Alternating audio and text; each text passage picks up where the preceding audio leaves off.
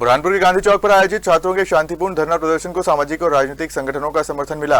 प्रदर्शन के दौरान छात्रों ने नीट परीक्षा में कथित अनियमितताओं की निष्पक्ष जांच और दिल्ली में छात्रों पर हुई पुलिस कार्रवाई के विरोध में अपनी आवाज बुलंद की। बुरहानपुर के गांधी चौक स्थित महात्मा गांधी की प्रतिमा के समीप विद्यार्थियों ने शांतिपूर्ण धरना प्रदर्शन किया। इस दौरान विभिन्न सामाजिक और राजनीतिक प्रतिनिधि भी धरने में शामिल हुए और छात्रों की मांगों का समर्थन किया। डॉक्टर फरीद काजी और रविंद्र महाजन भी कार्यक्रम में मौजूद रहे। प्रदर्शनकारियों ने नीट परीक्षा में कथित अनियमितताओं की निष्पक्ष एवं पारदर्शी जांच, दोषियों पर सख्त कार्रवाई और केंद्रीय शिक्षा मंत्री के इस्तीफे की मांग उठाई। साथ ही दिल्ली में छात्र आंदोलन के दौरान हुई पुलिस कार्रवाई की निंदा करते हुए इसे लोकतांत्रिक अधिकारों के विपरीत बताया।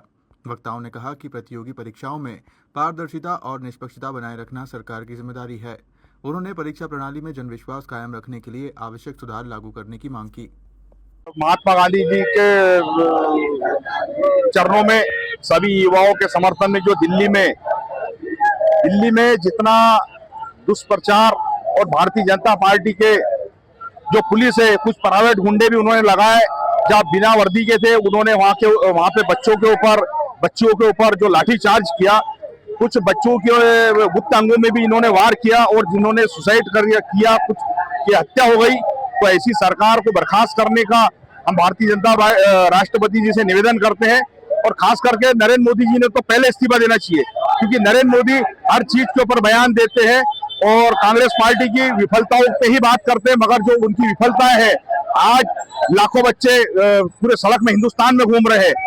उन्हें 2 करोड़ नौकरी देने का वादा किया था, मगर कोई नौकरी नहीं दे रहे, तो देश में गुमराह कर रहे। और जब उनकी विफलताएं होती है तो हिंदू मुस्लिम करने का काम करते हैं। नरेंद्र मोदी तत्काल खुद भी इस्तीफा दे और प्रधान का भी इस्तीफा दे। मैं रविंद्र महाजन। देखिए, ये प्रदर्शन हमने आज यहाँ पर जो दिल्ली के अंदर नीट पेपर लीक के विरोध में जो छात्र छात्राएं वहां पर प्रदर्शन शांतिपूर्ण कर रहे थे पिछले 26 दिनों से, और वहां जिस तरीके से 20 जुलाई को मोदी सरकार के इशारे पर दिल्ली पुलिस ने मासूम छात्र छात्राओं पर बर्बरतापूर्वक लाठीचार्ज किया और उसमें हजारों की तादाद में छात्र छात्राएं जख्मी हुए, उसके विरोध में आज हम लोग जो है यहाँ पर उन छात्र छात्राओं पर लाठीचार्ज के विरोध में यहाँ प्रदर्शन के लिए, शांतिपूर्ण प्रदर्शन के लिए बैठे। और नीट पेपर लीक से त्रस्त होकर जिन छात्र छात्राओं ने आत्महत्याएं की है, मानसिक तनाव में आकर उनके सम्मान में उनको श्रद्धांजलि देने के लिए आज हम सब यहाँ पर जमा हुए। और मेरा सभी लोगों से निवेदन है कि ये आंदोलन, जैसा कि मैंने पहले भी कहा था कि गैर राजनीतिक है, यहाँ पर वही लोग इस आंदोलन में शामिल होंगे जिनके सीने में दर्द होगा, तो छात्र छात्राओं पर बर्बरतापूर्वक लाठीचार्ज का विरोध करने के लिए यहाँ जमा होंगे।